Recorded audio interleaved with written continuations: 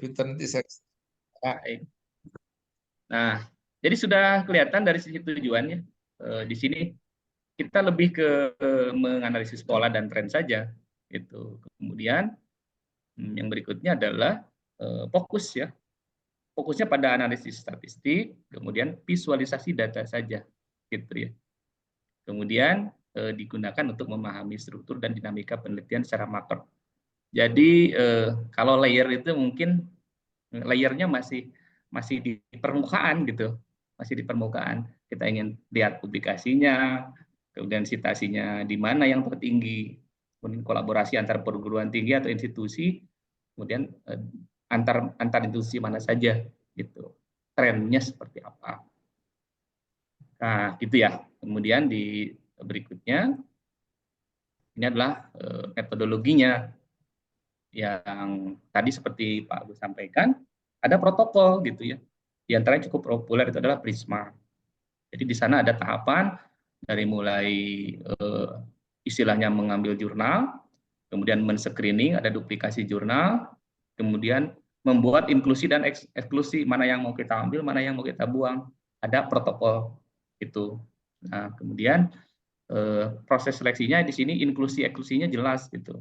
Misalkan contoh inklusi eksklusi ini, saya hanya akan mengambil paper saja, konferensi saya buang, itu inklusi. Saya hanya akan mengambil paper yang riset saja, bukan SLR yang lain kita buang, itu inklusi. Jelas ya. Kemudian di bibliometrik itu lebih penekanannya ke hanya analisis co-authorship gitu. Misalkan ini saya sebagai autor misalnya bekerja sama atau kolaborasi dengan siapa? Katakanlah co-authorship dengan Pak Iwan. Berarti nanti ada co-authorship antara Poltek Indorama dengan Unsika misalkan begitu. Atau dengan Bu Siti atau dengan Prof Agus misalkan, dengan Unan. Ada co-authorship ya. Itu kita nanti akan ketemu juga keyword yang kita gunakan, co-authorship sama institusi mana yang menguatkan pola, kelihatan pola kerjasamanya misalkan. Ternyata selama ini misalkan Poltek Indorama sangat kuat kerjasamanya dengan Andalas misalkan. Dia kelihatan dari analisis ini. Kemudian SLR ini cocok untuk penelitian yang mendalam tadi. Jadi penelitiannya memang sangat dalam karena banyak jurnal yang kita ambil, kemudian disintesis satu-satu. Itu dilihat key finding-nya apa, metodologinya apa, tools-nya apa. Itu di satu-satu kita baca, memang diulang-ulang. Saya itu sampai setahun dengan Pak Agus. Dari kalau ketemu Bu sampai baru kemarin baru publish ya. Sampai setahun itu saya SLR ini. Diskusinya panjang. Gitu ya. Kemudian analisis bibliometrik sendiri adalah cocok untuk mengambil perkembangan satu penelitian secara luas. Jadi kita bisa dua-duanya sama gitu, dua-duanya sama, tapi kedalaman yang berbeda. Tadi kan sudah disebutkan tujuan, metodologi. Nah, kemudian ini adalah ringkasannya kurang lebih seperti ini. SLR itu sintesis temuan penelitian, bibliometrik itu analisis pola dan tren. Itu. Kemudian metodologinya bisa kuantitatif atau kualitatif. Dan ada protokol yang ketat tadi. Di protokolnya ini kuncinya. Nah, di bibliometrik nggak harus pakai protokol. Itu. Kita cukup analisis data bibliografi aja, bibliografis aja. Yang tadi itu tren, authorship, keyword, kemudian institusi. Nah, di sini ada narasi yang mendalam. Nah, saya beberapa kali dikoreksi tuh sama Pak Agus. Ya, karena memang ini perlu narasi yang mendalam. Kita harus istilahnya apa ya? Jelas gitu apa yang mau kita sampaikan dengan SLR ini. Kalau di analisis bibliometrik enggak, cukup kita tampilkan statistik, grafik dan peta visual, kita narasikan aja bahwa ini loh trennya gitu. Jadi hanya bercerita gitu. Dan konteksnya ini bisa sains atau sosial, dan analisis bibliometrik bisa sains, teknologi dan informasi. Saya kira itu dari sisi perbedaan. Dan satu lagi saya punya slide tentang itu lagi tentang panduan. Ini panduan singkat lah gitu. Nanti saya share lah kalau perlu Pak Iwan. Saya share panduan singkat analisis bibliometrik menggunakan database dimension dan RStudio. Nah, ini mungkin pernah mendengar, nanti bisa saya guide cara menginstalasinya. Kita gunakan RStudio dan PostViewer. Ini tentu bukan tanpa argumen kenapa digunakan ini. Setelah saya cari-cari, memang masih sedikit yang mengkombinasikan dua tools ini. Banyak pakai PostViewer, pakai RStudio itu masih sedikit.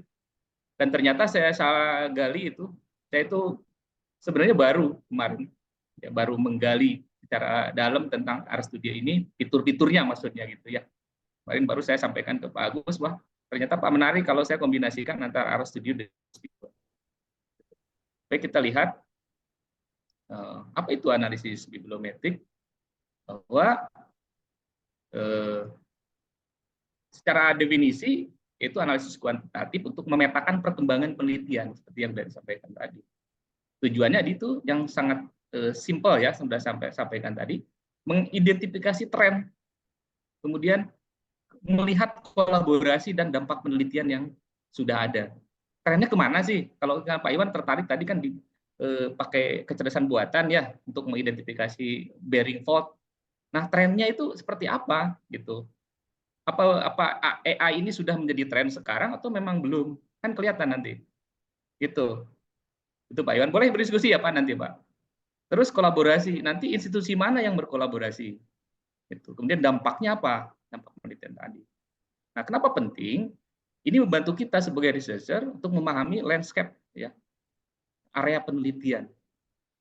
Itu. Kemudian mendukung pengambilan keputusan. Nah, ini kalau kita mau studi S3 itu kan yang ditanya itu nanti di awal itu adalah landasan kenapa Bapak meneliti hal ini kan itu. Selalu itu sebelum ke metode gitu. Kita riset background-nya harus kuat. Harus kuat. Kenapa gitu?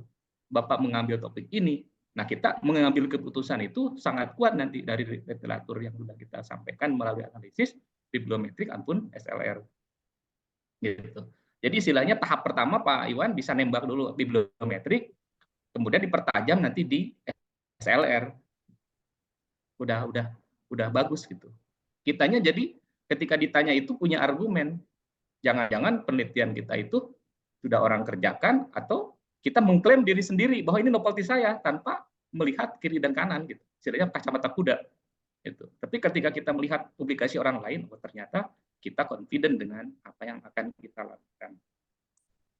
Kemudian tools yang dipakai itu banyak, itu database-nya bisa pakai Google Scholar dan Scopus ya. Karena kenapa saya pakai Dimension? Pertama, ini gratis dan Google Scholar bisa, cuman agak sulit berinteraksi dengan RStudio-nya, sehingga saya pakai Dimension. Di sini ada sumber datanya multidisiplin, kemudian metadatanya lengkap, cukup lengkap ya. Nanti Bapak bisa coba Dimension ini dari sisi judul, penulis, tahun, dan citasi. Kemudian ada yang kita pakai itu adalah Bibliosani menggunakan RStudio. Nah, nanti saya demokan, kemudian ada package namanya, di R ini kita install dulu RStudio, kemudian install package-nya, ini kita pakai nanti untuk visualisasi data. Dan berikutnya ada PostViewer, ini udah umum di kalangan peneliti, kalangan dosen ya tentunya. Kita melihat visualisasi data dengan PostViewer ini, misalkan untuk melihat co-authorship, co-citation, dan co-occurrence di keyword apa yang dipakai para peneliti berkaitan dengan topik kita. Kemudian caranya Pak kita Denis, masuk. Sebentar. Baik Pak. Ya sebelumnya Pak, yang risetnya database ini mungkin, halo. Baik. Yang Baik, Pak, database ini silakan. maksudnya sebenarnya Pak, ini database ini di dalam artikel itu kan banyak ya. Kalau kita lihat sebuah jurnal sesuatu, database-nya itu yang paling berkualitas itu adalah Web of Science dan Scopus ya, biasanya. Semuanya tahu tuh Scopus. Jadi itu yang paling bereputasi ya. Nah, tetapi artikelnya nggak banyak sebenarnya dibandingkan Dimension. Ini Dimension kalau Bapak punya jurnal pasti di bawahnya itu ada tulisan Dimension tuh ada. Pasti ada Dimension, Sinta, Garuda gitu kan ada tuh simbol-simbol kayak gitu ya. Pasti ada Dimension atau yang lain tuh apa ya? DOAJ gitu ya. Nah, itu semua database semuanya. Iya, DOAJ. Pak Denny ini ngambil yang Dimension. Banyak juga yang bibliometric analisisnya yang paling banyak mengambilnya Scopus Pak Denny ya, setahu saya ya, dengan database Baik, Scopus ya. betul Pak. Tapi kan kita sedikit beda aja sebenarnya ini. Sedikit beda aja, enggak apa-apa. Mengapa Di kita method beda? kan itu. Karena Dimension ini kalau saya lihat itu jumlah artikelnya 100 kali lebih banyak dari Scopus. Tapi maaf saja, mungkin artikelnya itu dalam arti kualitasnya ya sedang ya itulah. Ya, Nah, yang divisikan ya, berkualitas, bereputasi itu memang Scopus dan Web of Science ya pada ini ya. Nah, tapi kan enggak apa-apa. baik, betul. Kita kan membuat artikel enggak apa-apa lah. Itu. Ya, Sedangkan yang satu lagi alatnya ini banyak juga ya Pak Denny. Yang paling banyak itu setahu ya, saya pakai Force Viewer. Nah, itu post viewer ya. paling banyak. Tapi kita ubah-ubah sedikit lah ini. Kita pakai R Studio, kata Pak Denny ya boleh. Ya, Oh, enggak enak ya, pula. Pak Denny gabungkan aja Pak. Boleh gabungkan. gambarnya banyak. Ya, Boleh. Ya, itu aja ya. Itu aja dari baik saya. Pak. Baik, betul yang disampaikan Prof. Agus tadi, Pak Iwan dan Bu Siti, betul. Tetapi ada satu paper yang menarik ya, nanti saya sampaikan, bahwa artikel yang terindeks di Scopus juga terindeks di Dimension gitu. Jadi jangan khawatir gitu. Artinya kalau kalau Scopus tadi lebih spesifik secara kualitas memang betul gitu, terseleksi. Tapi di Dimension kan lebih banyak lagi yang bisa diambil. Tapi kita punya kepercayaan diri juga bahwa ada banyak gitu. Saya malah sebutkan sampai presentasinya dari ada hasil penelitian bahwa banyak artikel yang terindeks di Scopus terindeks juga di Dimension. Seperti hanya artikel yang terindeks di Scopus terindeks juga di Google Scholar kan gitu. Nah, oke, kemudian kurang lebih seperti ini kita akan menganalisis tren penelitian, kemudian analisis kolaborasinya, dan analisis keyword atau co-occurrence ya. Nah, kemudian baru kita import ke post viewer dan apa ke R Studio-nya. Nah, tampilannya kurang lebih seperti ini, Pak. Jadi ketika kita panggil R Studio-nya seperti ini, Pak. Sudah tampak ya? Tampak ya, Pak? Pak Iwan sudah tampak ya? Pak Agus sudah tampak ya? Ya, ya, sudah, sudah. Baik. Nah, ini adalah kita harus pertama install, ya, nanti saya kirim aja softwarenya. Install RStudio namanya seperti ini, user interface-nya, ya. Nah, kemudian setelah berhasil install, ada satu instruksi pertama supaya kita bisa menggunakan analisis bibliometrik ini. Yang pertama kita ketikkan install.package, ya, install.package, kemudian kurung buka bibliometrik dalam kutip quotes ya. Setelah ini dia akan menginstal package dari RStudio ini, kemudian baru kita panggil library bibliometriknya. Nah, setelah dipanggil baru kita gunakan namanya function, namanya functionnya biblioshiny. Jadi ada function biblioshiny di R ini yang kita pakai, sehingga saya judulnya menjadi begini. Saya tampilkan aja sekalian manuskripnya ya Pak Agus. Boleh, boleh. Cepat ini aja. Baik. Ya. Nah, jadi begini saya judulnya. Nah, ini juga masih belum jadi final, masih diskusi. Makanya hari ini akan diskusi hal ini. Jadi saya gunakan bibliometric analysis of IoT application in textile production using biblioshiny dalam kurung R package and post viewer. Gitu. Saya terapkan ke sini. Kemudian apa yang disampaikan tadi, ya, saya juga di literatur review disampaikan kenapa pakai dimension. Tadi kan disinggung oleh Pak Agus bahwa database dimension ini memang sangat luas, betul. Tetapi di sini ada paper yang menjadi referensi, ya. Dia mengatakan bahwa hampir 82,22% itu jurnal diindeks juga oleh jurnal Web of Science ini diindeks juga oleh Dimension. Dan juga 48,17 itu ya punya Scopus itu diindeks juga oleh Dimension. Nah, itu. Nah, kemudian kembali lagi ke RStudio, ketika kita panggil function biblioshiny ini, maka kita akan dihadapkan pada menu ini. Nah, ini. Jadi kita akan masuk ke localhost servernya di biblioshiny. Gitu. Kemudian dari ketika muncul nanti user interface seperti ini, kita nanti tinggal import aja, re-import, ya. Oh, ada yang terlewat ya, dimensionnya belum. Maaf, kita ngambil data dulu dari dimensionnya, ada yang terlewat. Nanti kita ngambil data dulu dari dimensionnya, ya. Nah, ini websitenya Dimension AI. Nah, kita harus kalau belum punya akun harus login atau register dulu baru login gitu ya. Nah, itu ya. Nah, dari dimension ini kita akan mengambil data paper yang akan kita nanti import ke apa? Ke RStudio. Dari sini kita ambil sesuai dengan yang kita cari topiknya. Misalkan Pak Iwan tadi kan bearing analysis ya, AI, gitu ya Pak Iwan, betul.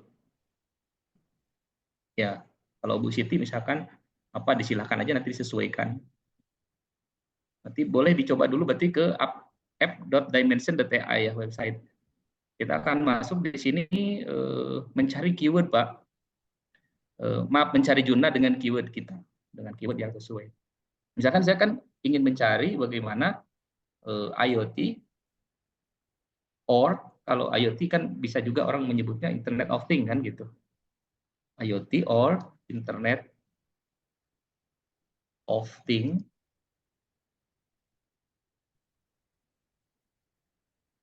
And saya ingin lihat nih hubungannya IoT dengan tekstil production atau tekstil industri.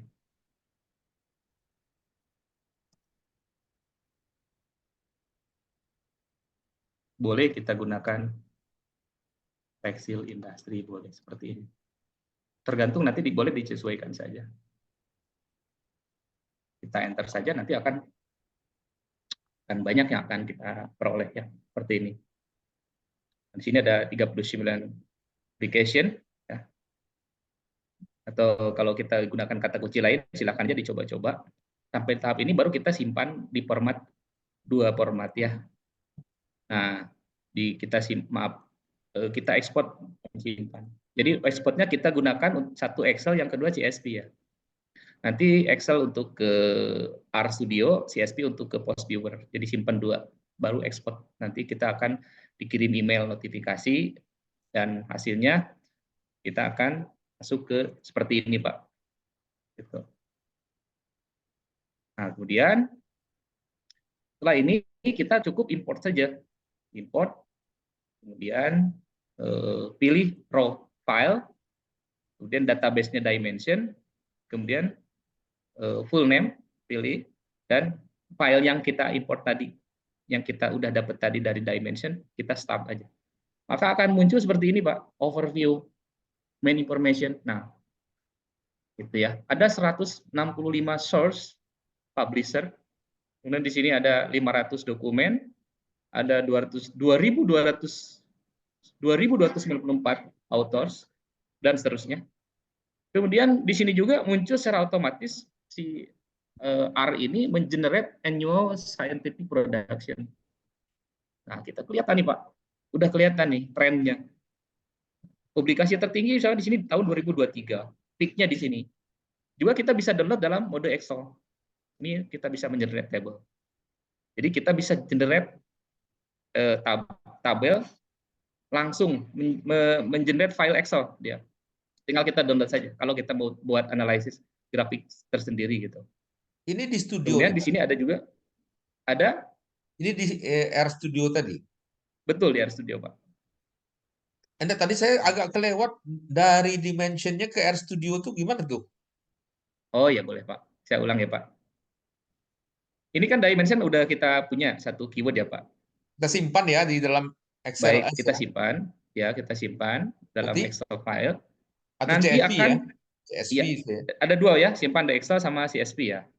Nah, Excel ini akan masuk ke email kita. Ketika kita meregister, misalkan saya pakai akun email, maka filenya akan dikirim ke email kita, Pak. Oke. Nah, tinggal download aja seperti halnya kita menerima email. Nanti baru kita masuk ke RStudio-nya, tinggal import saja, Pak. Oke, ya. Udah Ya. itu tadi yang kelewat saya. Baik. Import Baik. nanti ketahuan data-data begitu ya. Ketahuan langsung. Nah, kemudian kita juga bisa lihat di sini ada average citation per year. Ketahuan tuh, Pak. Jadi di sini ada peak-nya 2017. Jadi puncak citasi ini tertinggi di tahun 2017. Kemudian kita juga di sini bisa lihat most relevant authors. Ya, most relevant author tinggal di generate saja Pak, otomatis. Jadi sudah bisa bicara banyak menjadi sebuah paper Pak. Itu kita ceritakan saja. Kita ceritakan saja author production over time. Di sini juga banyak. Di sini ada table production per years-nya. Nah, ini Chen tertinggi misalnya. Ya, kemudian Nah, ada Umar, iya ya. ya gitu. Kemudian ada most relevant affiliation. Kelihatan juga di sini trennya. Afiliasi mana yang paling banyak? Ya, mana yang paling banyak istilahnya produktif ya dalam hal publikasi jurnal. Ternyata di sini ada Department of Bioengineering University of California, Los Angeles. Ada 21 dan seterusnya. Ya. Di sini bisa kita lihat juga affiliation production over time.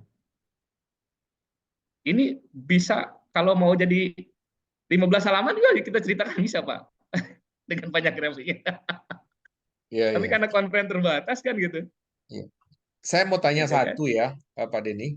Boleh, Pak. Yang paling penting itu kan menetapkan sebuah kata kunci pencarian di apa tadi di dimension tadi ya, betul ya? Betul, Pak. Iya, Nah itu kata kunci itu kan bisa pakai or aturannya, logiknya atau pakai and begitu ya. and betul. Nah itu kata kuncinya itu apakah precisely itu artinya maksudnya betul-betul kata itu yang diambil di judul. Ya, Apakah di judulnya diambil atau di keywordnya? Itu pertanyaan saya juga. ya.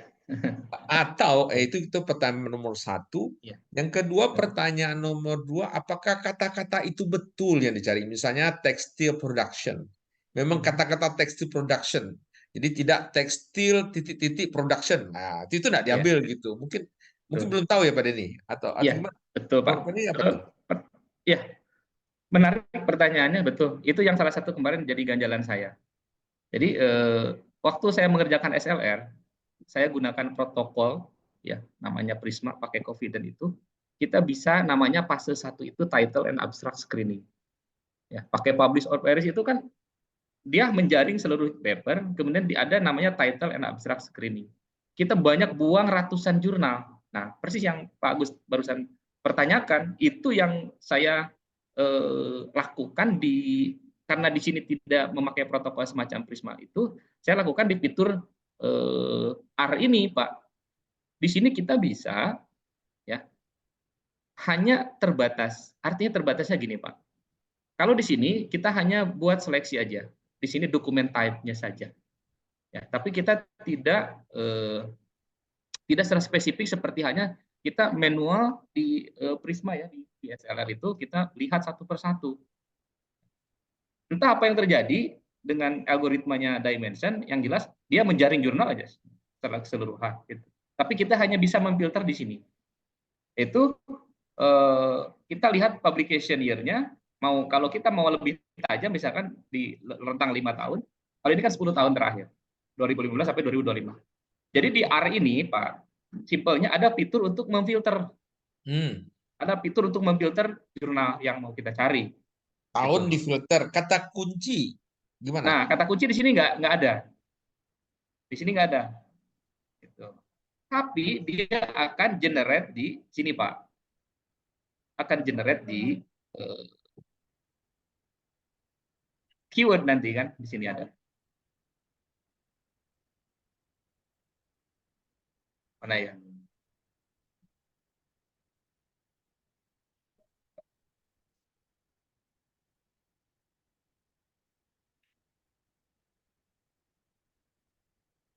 Oh, keukuran itu adanya di ini, Pak.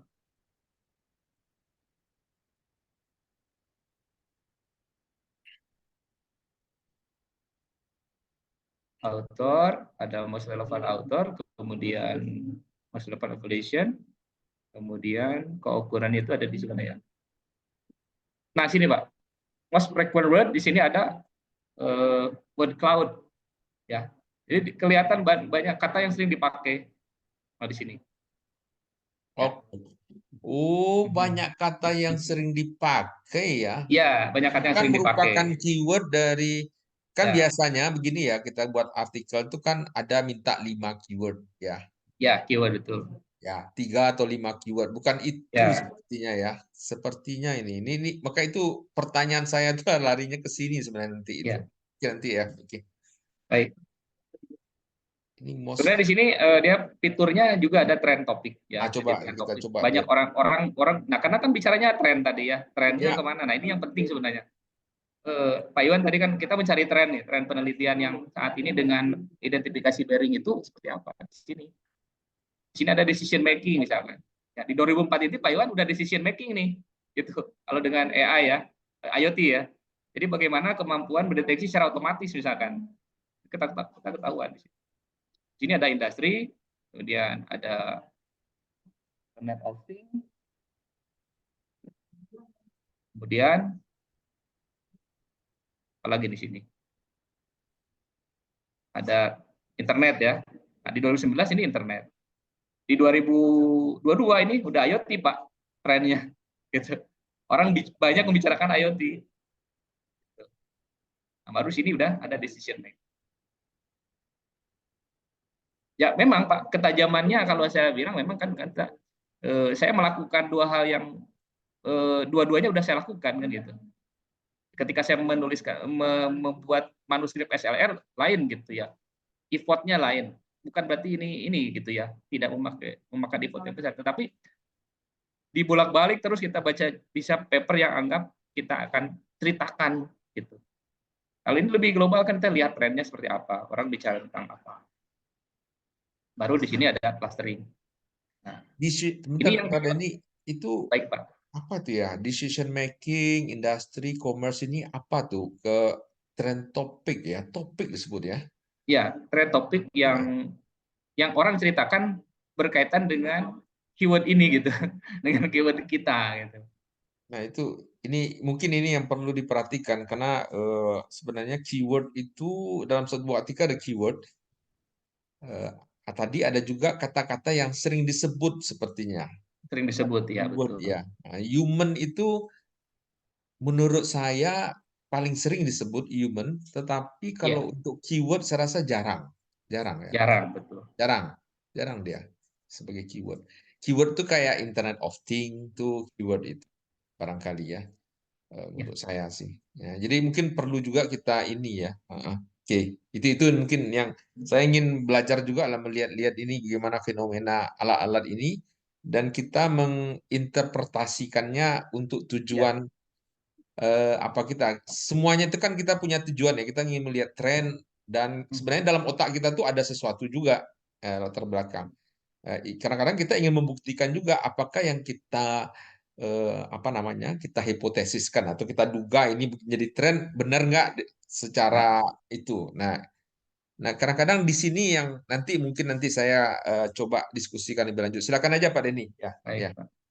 Nah, kemudian setelah itu kita lengkapi data kita dengan post viewer tadi. Di post viewer itu kan mungkin Pak Iwan pernah pakai juga. Kita bisa meng-create ya, meng-create create map ya. Ada 3 pilihan yang umum ya gitu ya. Di sini itu yang paling banyak cari. Di database-nya kita pilih dimension. Kemudian di sini kita ambil yang tadi sudah dibuat di dimension juga, yaitu data yang sudah kita ekspor tadi, Pak. Data yang sudah kita ekspor tadi, ini ada kita buat untuk apa? Untuk tipe datanya itu adalah CSV ya, Pak. Nah, seperti ini. Kita udah buat tadi kan di dimension. Kemudian kita next. Nah, ini yang penting kita juga bisa dibantu untuk memetakan. Nah, ini ke authorship itu berdasarkan apa? Berdasarkan authors, berdasarkan organisasi, dari institusi atau berdasarkan country-nya. Nah, kemudian kita juga bisa memetakan citation-nya berdasarkan dokumen, kemudian berdasarkan siapa publisher-nya, kemudian berdasarkan authors-nya, kemudian berdasarkan organization-nya, berdasarkan country-nya dari sisi co-authorship ataupun citation. Baru sini ada fitur bibliographic coupling, dokumen sama seperti tadi, dan co-citation-nya. Ini banyak cara untuk memetakan, karena kan kita bercerita contohnya co-authorship ya. Author mana saja yang istilahnya produktif ya dalam 10 tahun terakhir terkait dengan topik ini gitu. Kita bisa ceritakan. Masih kita ingin melihat, tadi kan melihat tren, kemudian kita melihat author siapa sih yang misalkan misalkan di area kita ini author siapa yang banyak bercerita, banyak yang menuliskan publikasinya dalam konteks publikasi maksudnya gitu Pak. Nah itu bisa kita lihat. Ini. Kita melihat clusteringnya seperti ini. Nah, ada 3 cluster kan di sini. Nah, ada cluster 1, 2, dan 3. Besok berikutnya kita bisa menganalisis dari Postpure ini. Dia membuat satu cluster secara otomatis ya, ada cluster 1, 2, dan 3. Berdasarkan dia area penelitiannya. Kurang lebih itu sih Pak yang Ini sudah. berdasarkan keterikatan pengarang nih Pak, halo? Iya, iya betul Pak. Berarti ada 3 work group pengarang yang membahas Ya, IoT di dunia ini yang betul. risetnya itu di bidang tekstil ya. Ya, betul Pak. Ya, cluster. Jadi kalau Pak Denny itu single wolf namanya itu nanti itu. Single Ya. wolf itu ya berdiri sendiri. Kalau bom bunuh diri, ya bom bunuh diri sendiri. Tidak membentuk Ya, grup-grup yang lain itu. betul, betul. Oh Itu iya. Pak, itu kurang lebih singkatnya seperti itu Pak. Kemudian saya ceritakan ke dalam, dinarasikan ke dalam manuskrip ini, dan ini masih belum butuh masukan nanti dari Prof. Agus dan Prof. Son ya nanti. Karena ini juga masih manuskrip. Karena waktunya kan kita punya seminggu lagi nih batas submitnya sampai tanggal 14 katanya. Gitu. Iya. Mudah-mudahan dari diskusi ini banyak masukan gitu ya. Banyak. Ya Dari saya saya kasih sekian saja dulu Pak. lah waktu untuk Bu Siti atau Pak Iwan atau Pak Con lah kalau gimana. Saya ada. Boleh, maka dipersilakan, dari saya cukup sekian. Terima kasih. Assalamualaikum warahmatullahi wabarakatuh. Waalaikumsalam. Silakan Pak Iwan atau Bu Siti. Barangkali mau berdiskusi, boleh.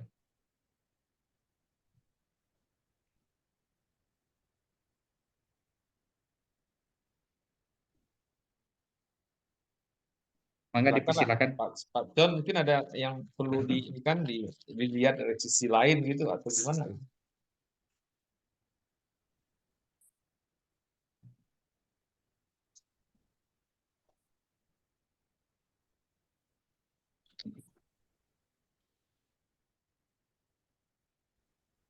Siti ada enggak yang ini?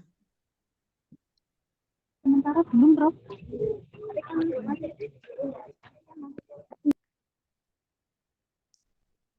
Pak Son? Nah, Pak Son nih, ini ada lagi nih. Siapa? Berapa orang kita nih? Saya Prof, ini HP Prof. Oh, Pak Iwan. Pak Iwan. Pak Pak Iwan Iwan dua ada HP, yang mau satu HP sama ditanyakan? satu laptop. Internetnya jelek. Bagus. Yuk. Ya, ini yang studi tentang bibliografi analisis ini yang kita melihat dari segi metodenya atau memang aplikasi ke apanya nih Pak, mesin untuk tekstil ini yang referensi yang kita banyak ambil ke metodenya atau memang ke aplikasi ke tekstil ini Pak. Kalau saya lihat itu tren ya. Pertama kita lihat, kalau saya melihat tren, nah kalau di situ diwakili dengan kata-kata kunci yang muncul atau misalnya nah ini yang sebenarnya ingin saya diskusikan dengan Pak Denny karena saya ada beberapa yang belum terlihat secara jelas. Ya, kalau saya lihat yang kedua adalah melihat peta penelitian baik dari authorship maupun dari negara atau dari apa Pak Denny ya, satu lagi lupa saya.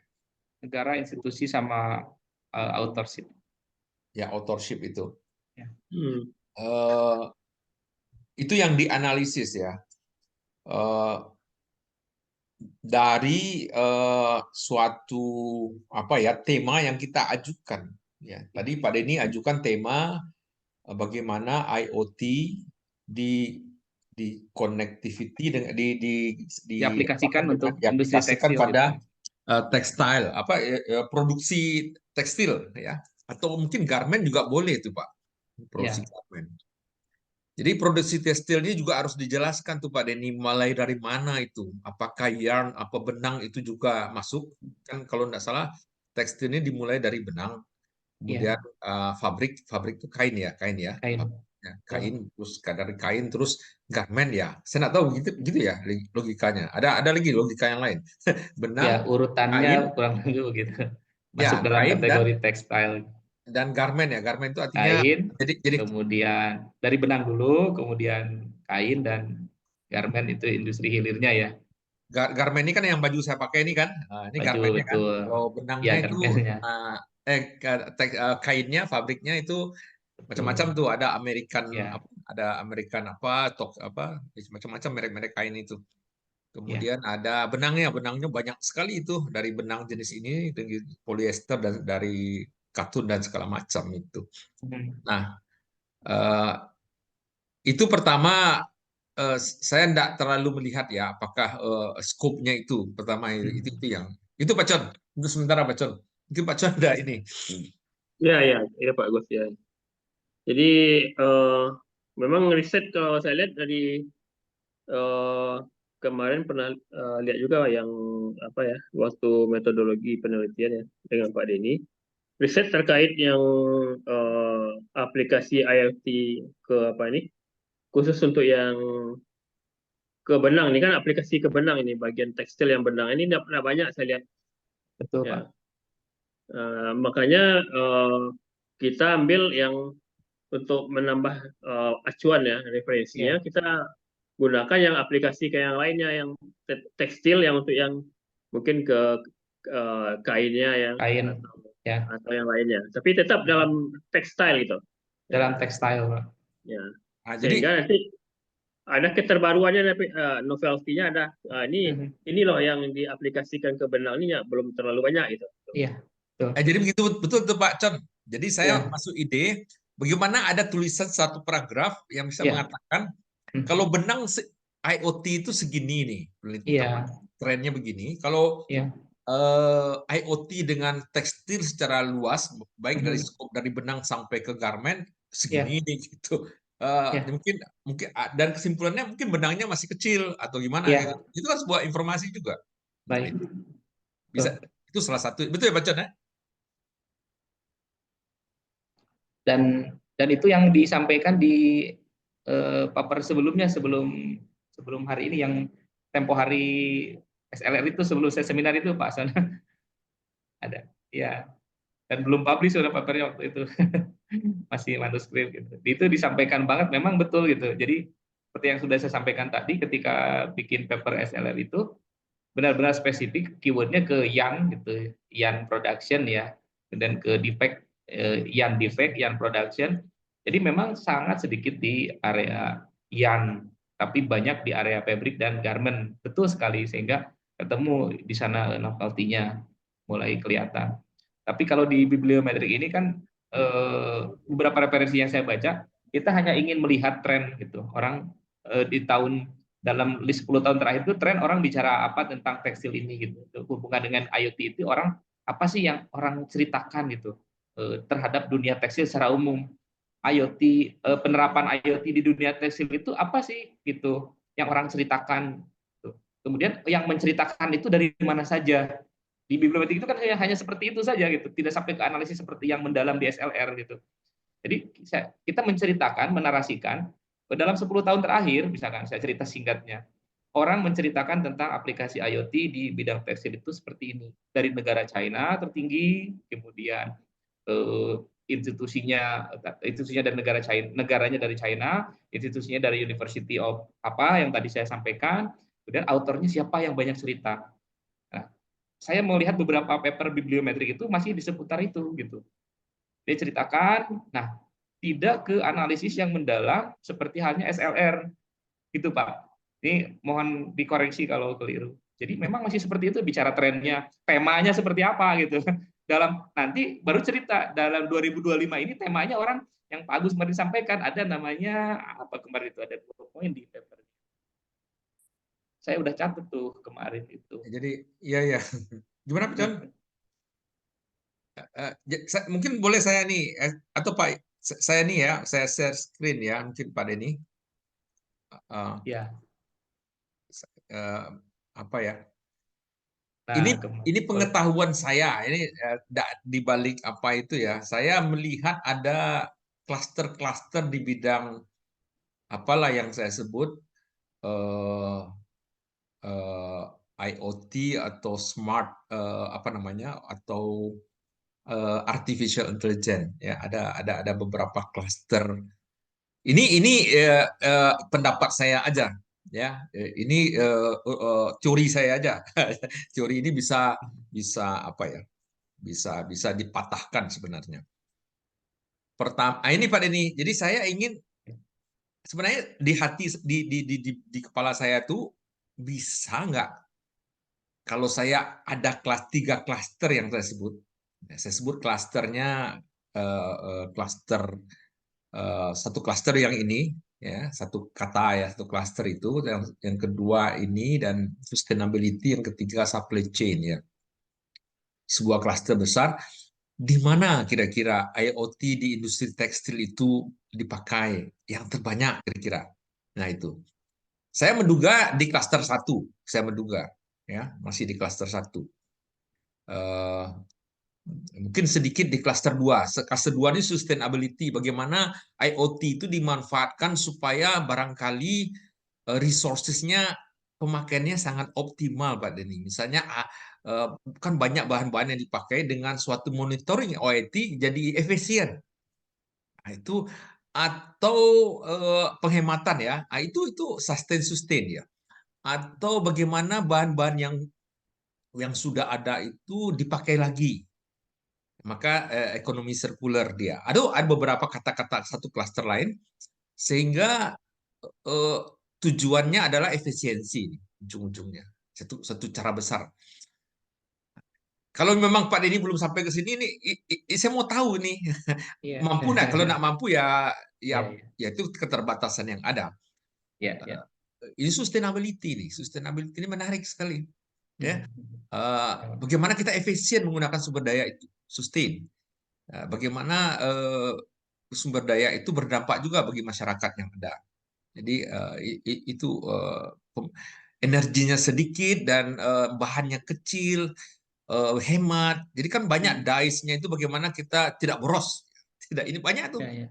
Bagaimana fungsi IoT dalam memonitor itu? Nah, itu harusnya ada itu menurut saya.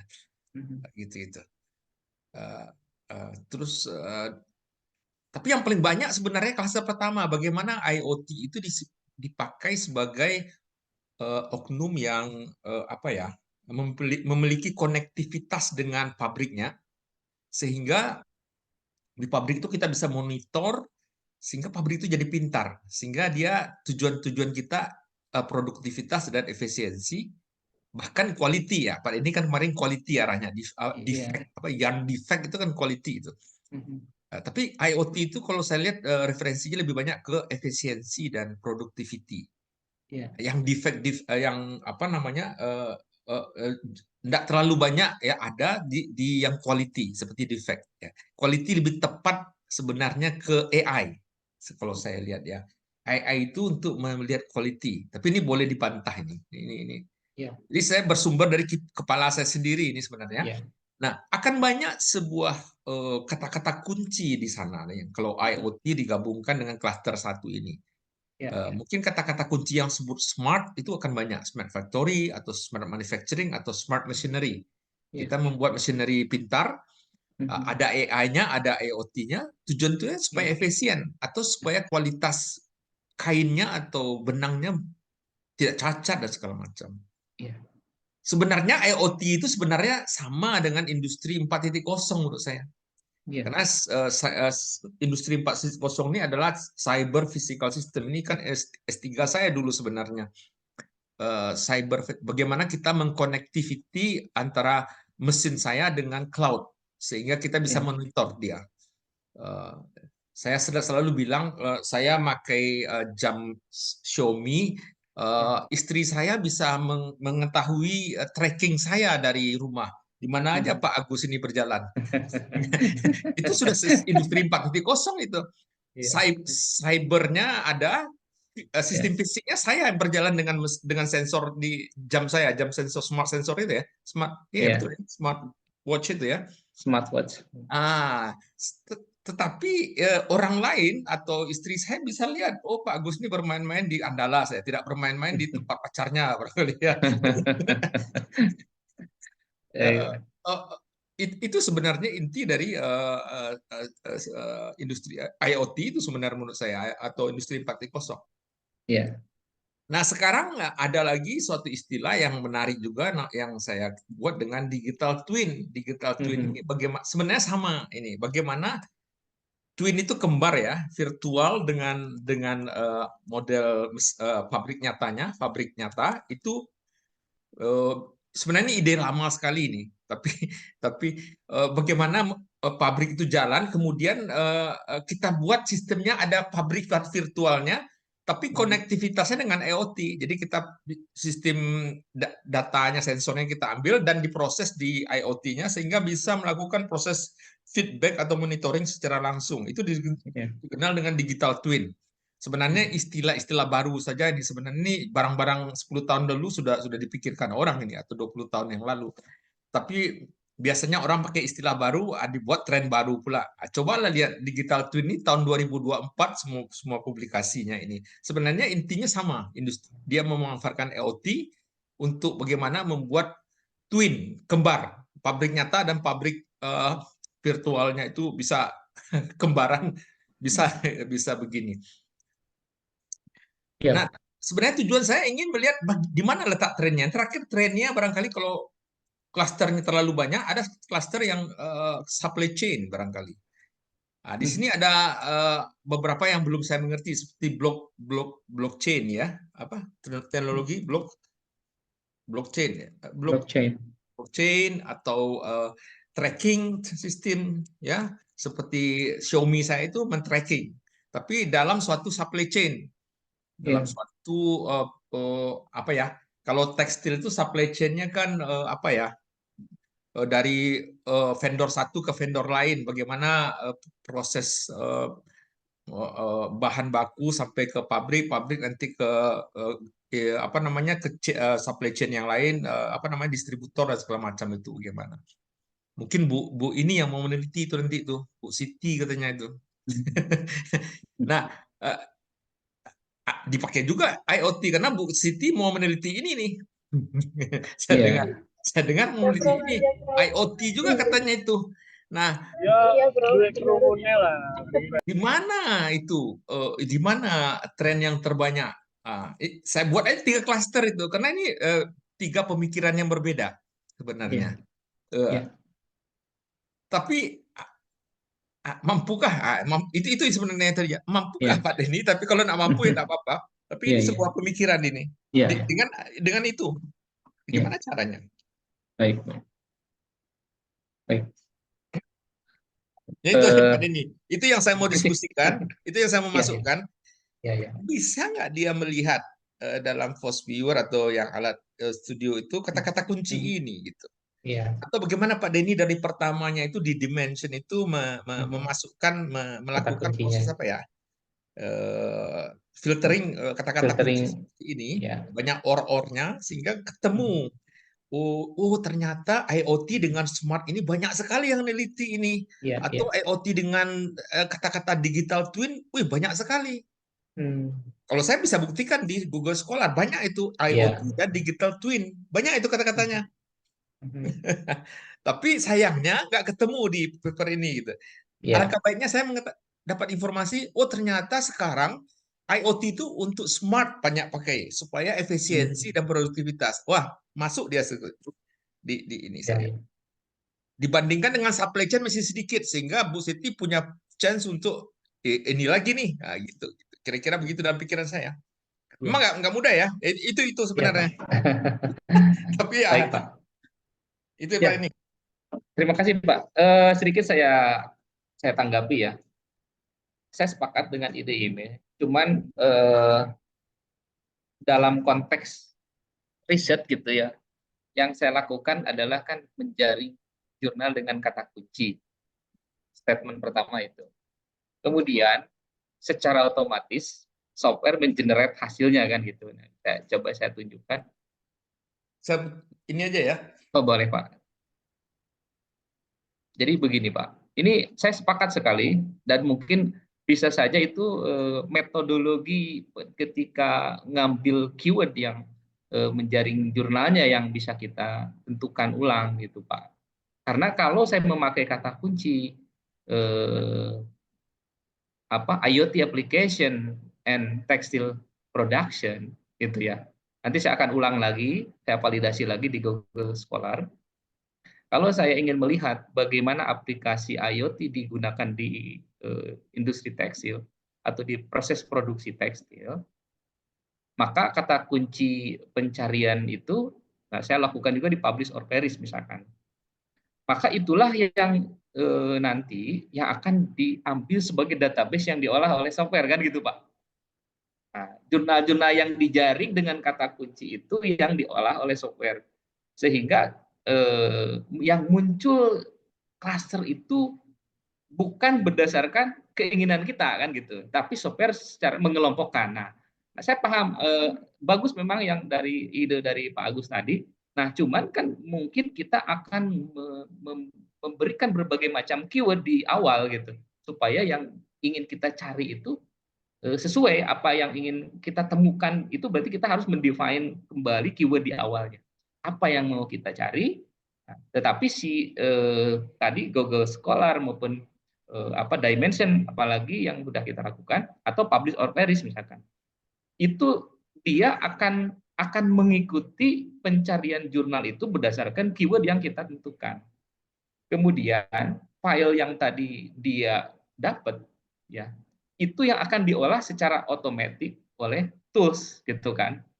Nah, tools seperti halnya tadi yang betul saya setuju dengan ide Bapak tadi, memang itu yang ingin kita lihat. Tetapi software berbicara lain gitu, dengan artinya si software berbicara lain gitu ya. Saya kan di sini menyampaikan, menarasikan apa yang diolah oleh si R dan si post viewer. Contoh begini. Di yang hasil generate secara otomatis tadi, si R ini memapping keyword seperti ini, trennya gitu. Kemudian dia mengclusteringnya seperti ini. Nah, ada clusternya. Cluster 1 adalah waste management, recycling, refuse disposal dan refuse disposal. Nah, Kemudian ini cluster 2 ya. yang cluster itu kalau waste management, recycling dan refuse disposal itu masuk cluster sustainability itu menurut saya. Ya, gitu. Definisi saya. Ya, boleh Pak. Maksudnya gitu. gini Pak. Nah, nanti minta arahan dari Pak Agus. Dari cluster ini mau kita buat satu istilah, katakanlah misalnya tadi kita ada istilah apa. Nah, untuk cluster ini bisa saja kita sebut define cluster itu, tapi isinya berdasarkan tools itu adalah seperti ini gitu. Dia mengclusterkannya seperti ini. Kemudian kan ini juga tools yang mengerjakan ya. Apakah kita mungkin perlu validasi lagi ya? Memang selayaknya demikian. Nah, cuman untuk level bibliometrik rasa-rasanya maksud saya kita kan hanya menarasikan apa yang diolah oleh software kan gitu. Tapi yang lucunya ini ya, delivery of healthcare ya. Itu tuh enggak masuk sebenarnya itu. Iya, betul. Nah, inilah fungsi di Atau awal apa di tadi, bawahnya Pak. itu ya, biosensing teknik ya. Mungkin nggak tahu saya. Jadi saya ada ide begini, Pak. Ada ide begini. Jadi mau nggak mau, sebelum masuk ke R atau ke post viewer, kita harus melakukan proses screening jurnal, screening paper mau nggak mau. Jadi ada fase men-screening, katakanlah seperti saya melakukan SLR. SLR itu kan tajam, Pak. Saya dari 1000 dipotong di public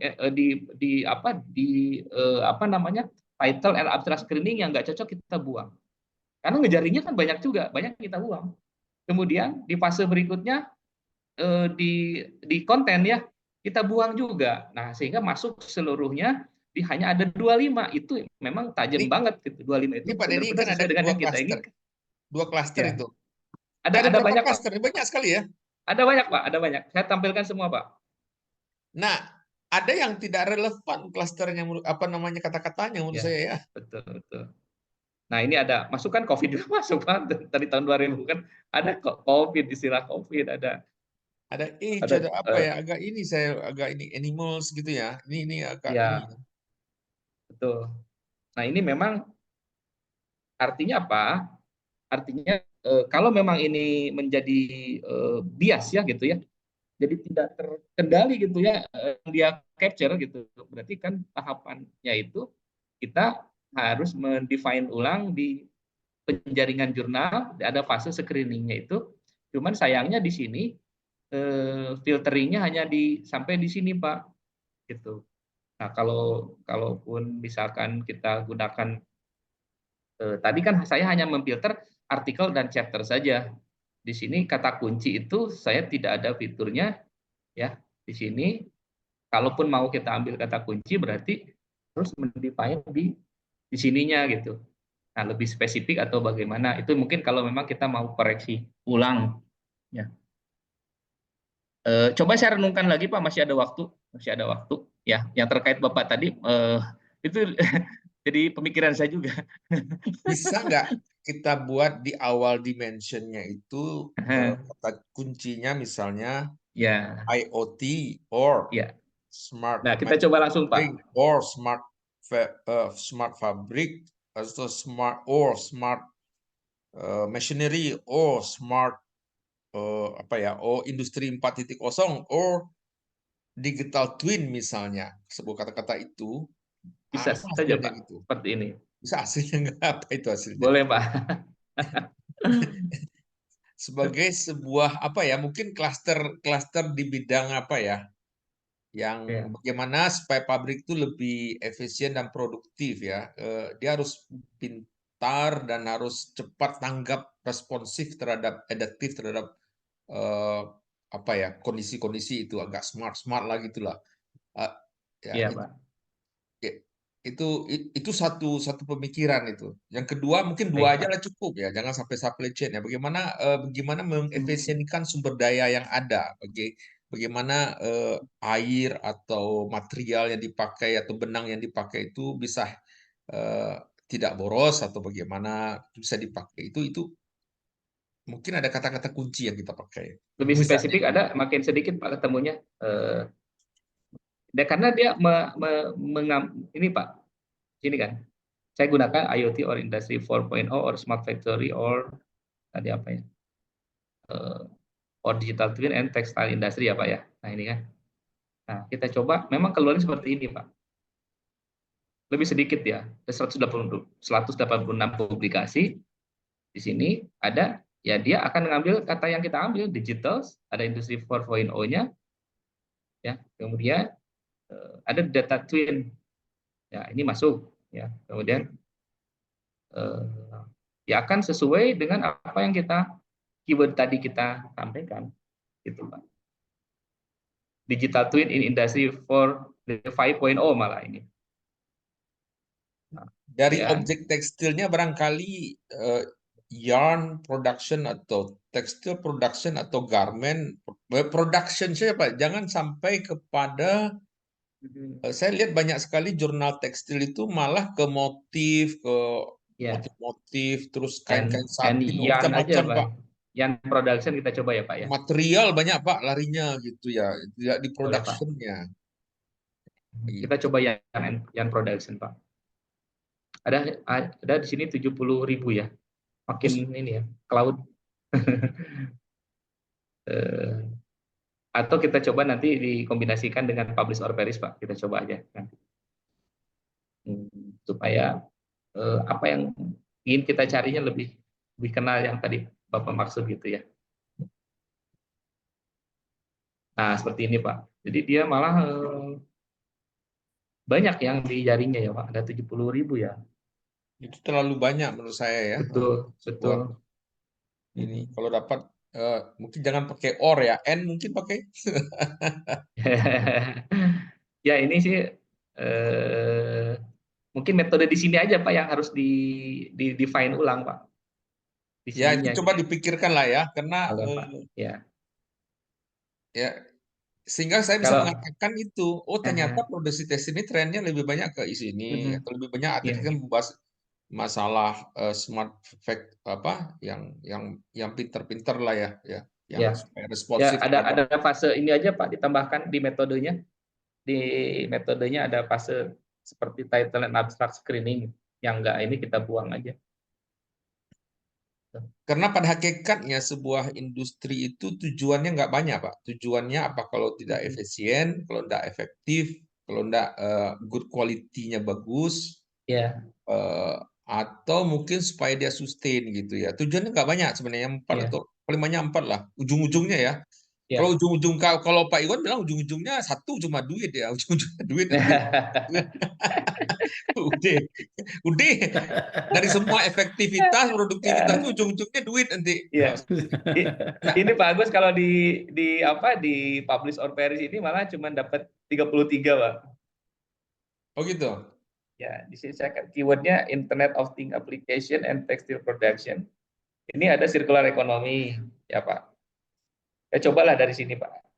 Ada ini dari 2012 sampai 2025. Ada two dimensional material apa nih? Ada energi harvesting and movement tracking, machine learning, IoT, kemudian new generation, digital manufacturing system, optimizing, Itu smart itu, ultimasi. ya betul. Kemudian Kalau energi editing, sustainability biasanya tuh Pak, supaya lebih ya, energinya, supaya ke tujuannya lebih sedikit gitu. ya. Lebih. Jadi eh, bisa kita coba aja Pak. Kita coba lagi. Ini alternatif kedua ya. Ya, Maksudnya yang boleh. pertama itu Pak Denny bisa bercerita silahkan aja, tapi ada sesuatu yang ya, Ya, mungkin ya, ceritanya bagaimana publikasi ini banyak negaranya ya. begini, siapa yang ngarangnya, tapi kalau substantif dalam pikiran saya mau tahunya dari kemana dia coba ya itu smart di mana dia sekarang itu. Betul, betul Pak. Ya, Ya, eh, ya artinya kan harapannya seperti itu gitu ya. Harapannya ini yang mau kita cari kan gitu ya Pak. Cuman iya, saya kembali lagi mungkin ada yang harus ada yang harus paling dilihat dari sisi metode ya Pak ya. Artinya tahapan tadi pertama di keyword, yang kedua coba kita compare dengan beberapa database jurnal ya. Toh tidak mengubah banyak artinya saya bisa membuat coba alternatif manuskripnya gitu Pak. Temuannya kan kita tinggal petakan ke Postpure atau di R kan gitu. Tinggal kita ceritakan. Artinya kan begitu ya Pak ya. Jadi artinya masih ada waktu lah gitu. Yang tadi ya yang cukup dari saya, maaf itu aja. baik Silakan Pak. Pak Siap, Iwan siap. sini sebelum ini ya waktunya sudah ini banyak. Baik Pak. Dari Pak Iwan atau Pak Baik, Son mungkin ada Pak masukan. Denny, Prof, Baik. terima kasih. Saya sedikit ingin bertanya ya. Tadi intinya bagaimana pemanfaatan software yang Pak Denny lakukan saat ini ya, sehingga bisa mengenerate atau di sini dalam hal bagaimana menyeleksi untuk jurnal seperti itu ya Pak Denny kurang lebih. Iya, betul Pak Iwan. Ya. Nah, tadi bicara tren, jujur kebetulan sih saya internet saya putus-putus Pak Denny. Tadi artinya apa yang ada di eh, bibliometrik analisis dengan di SLR itu kita coba mencari Postpure Pak. jurnal yang tren tadi ya. Ya, ya untuk review tadi Oh itu iya. ya. Oh baik. Jadi keuntungan dengan orang pada umumnya dengan menggunakan software Pak Denny itu apa Pak? Mhm. Ya, boleh Pak. Saya tanggapi ya Pak. Ya, Boleh Pak ya Iwan. Pak Denny. Saya tanggapi ya, baik. Terima kasih. Jadi sederhana Pak. Software itu kan tools ya Pak ya, alat membantu kita memudahkan. Artinya begini, saya bisa saja mencari jurnal satu-satu Pak di Google Scholar dengan kata kunci. Pak Iwan misalkan ya, mau ambil jurnal satu-satu di Google Scholar dengan kata kunci yang Pak Iwan inginkan. Bisa. Artinya saya buat keyword, lihat satu jurnal, download, satu jurnal, download. Itu bisa. Gitu ya. Tetapi dari sisi waktu kan importnya lumayan banyak ya Pak. Itu satu. Nah itu namanya Berarti kita melakukan namanya untuk melakukan literatur review. Nah, kan gitu. Nah, untuk melakukan literatur review itu kita mencari jurnal satu persatu. Oke. Kemudian, nah setelah kita download, mau diapakan jurnal itu? Mau kita baca satu persatu, ya. Mau lihat key finding-nya, mau lihat dari jurnal itu apa yang jurnal kita baca itu apa yang kita cari. Ya. Iya. Ujungnya adalah kita kan mau mencari gap, research gap kan. Nah, kemudian muncul SLR. SLR itu kan hanya metode saja, metode ya analisis ya yang sistematis. Artinya kita dengan SLR ini diberikan kemudahan untuk mencari jurnal secara cepat ya dengan tools contoh publish or perish. Jurnal itu kemudian kita dalam hitungan menit ya kita bisa mencari jurnal ratusan bahkan ribuan gitu Pak dengan keyword kita. Nah, kemudian itu kita gunakan protokol untuk menyeleksinya. Yang kita tadi cari kan yang ribuan atau ratusan tadi belum tentu sesuai dengan keinginan kita. Dengan yang kita cari, kita gunakan protokol namanya Prisma. Itu Pak. Kemudian baru diseleksi oleh kita mana jurnal-jurnal yang relevan dengan riset kita. Dengan riset yang akan kita lakukan. Ada nggak relevansinya? Jangan-jangan kita sudah confident dengan riset kita, ternyata orang lain sudah melakukan kan gitu Pak. Tujuan itu saja sebenarnya. Untuk mendapatkan studi pendahuluan orang yang sudah kerjakan, baru kita ketemu riset gap-nya. Setelah kita melihat jurnal-jurnal orang yang sudah ada, oh ternyata kita punya jawaban. Ternyata riset kita belum ada yang mengerjakan. Kalaupun ada secara metode berbeda, secara material berbeda misalkan begitu. Itulah yang kita gunakan sebagai gap. Kan gitu Pak. Gitu. Jadi misalkan orang betul. Nah, kemudian apa di bibliometrik? Kita ingin melihat tren aja. Kata Pak Iwan tadi kan di bibliometrik ini kita ingin melihat orang dalam 10 tahun terakhir ini ngomongin apa sih tentang topik ini, apa yang dia bicarakan trennya, misalkan IoT di tekstil ini apa orang ceritakan, apakah untuk tadi misalkan kontribusinya untuk efisiensi, untuk apa, kita ingin melihat gitu. Istilahnya gosipnya apa di dalam dunia ilmu pengetahuan berkaitan dengan topik kita. Yang banyak ngegosipnya itu dalam konteks sederhananya dari negara mana, siapa orangnya, kemudian bagaimana mereka bekerja sama antar institusi mana. Itu sih Pak, dalam bahasa sederhana saya memahaminya seperti itu Pak Iwan. Oke, jadi terdeteksi dengan software yang Pak lakukan itu ya Pak? Betul, gitu. Gosip analisis lah, gosip analisis. Iya. Gosip analisis kan gitu. Gosip analisis terkait tema ini. Tema, betul. Karena kan gini. Di industri tekstil ini gosipin apalah yang paling banyak. Jangan sampai kita sebagai sebagai peneliti gitu ya, sebagai mahasiswa S3. Kita dengan percaya diri gitu ya, saya akan membuat riset ini yang orang lain belum pernah lakukan. Tiba-tiba dipatahkan oleh satu jurnal yang orang sudah kerjakan. Tanpa kita melihat bersilaturahmi istilahnya dengan jurnal-jurnal yang sudah orang buat. Itu aja sih tujuannya. Kepercayaan diri kita dibangun oleh data gitu. Itu aja sih Pak. Baik. Terima kasih Pak Denny. Sama-sama Pak Iwan.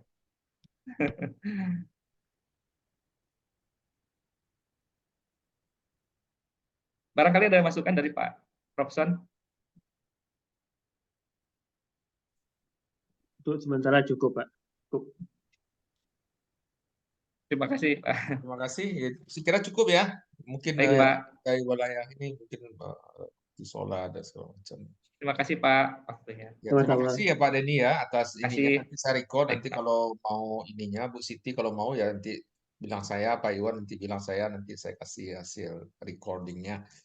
Ya mudah-mudahan Bu Siti juga atau Pak Iwan juga gosip tentang bidangnya itu juga tahu yang apa aja menggosipin ya, sehingga mungkin ternyata gosipin yang kecil ini belum banyak juga yang ini ya, saya mau yang kecilnya aja lah gitu. Ya, betul, Pak. Baik. Ya, yang kalau nggak besar ya yang ini aja begitu ya, gosip tentang ini. Bahasa gaulnya lah gosip Pak. Iya. Bukan bahasa akademis gitu Pak. Ya, masa kita ilmuwan ambil doktor kata-kata gosip tentang topik kita nggak tahu kita ya. Itu katanya single wolf itu kita diam di kamar sendiri gitu nggak tahu orang lain. Betul Pak. Itu yang. Baik, terima kasih. Terima kasih Pak Hasan, makasih. Ya, sama-sama. Baik, terima kasih ya Pak Denny ya, terima kasih banyak. Bu Ya, Siti, ya, sama-sama. Pak Iwan, ya, kita tutup aja ya. Dan ya. Ya. Assalamualaikum warahmatullahi wabarakatuh. Sampai Waalaikumsalam ketemu lagi ya. warahmatullahi wabarakatuh. Iya, baik. Terima kasih. Gitu, ya.